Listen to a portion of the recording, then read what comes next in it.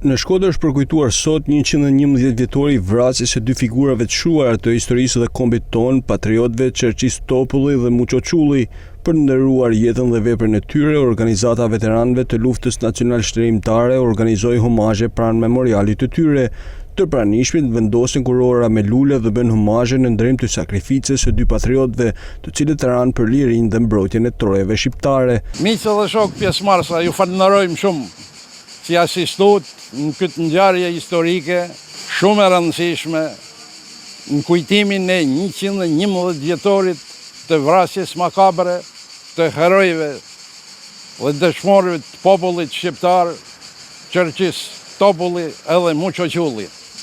Njëri nga Leskoviku dhe tjetëri nga Gjinokastra. Por sa janë Gjinokastrit dhe Leskoviqar, aq janë edhe shkodran. Ato kanë derdhë gjakun këtu, janë pjesë e trollit ton, janë pjesë e qytetit ton, janë pjesë e shkumes ton historike.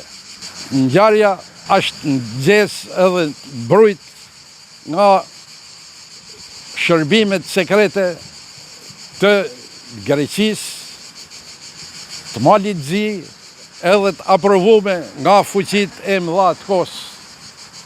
1915.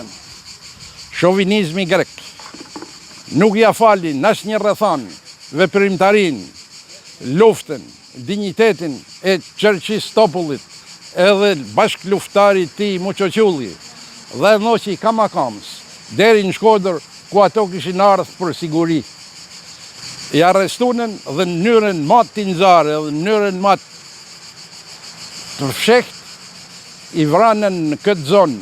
Përfaqësuesit e organizatës vlerësuan lart kontributin e këtyre patriotëve, duke theksuar se tashgimia që ata lan pas duhet të shërbejë si udhërrefyes për brezët e rinj. E kena për borxh dhe detyrë për me ju thënë gjeneratave që vinë, sepse ky vend ka pjell edhe figura edhe emra të tillë që janë gur kilometrik të identitetit ton kombëtar.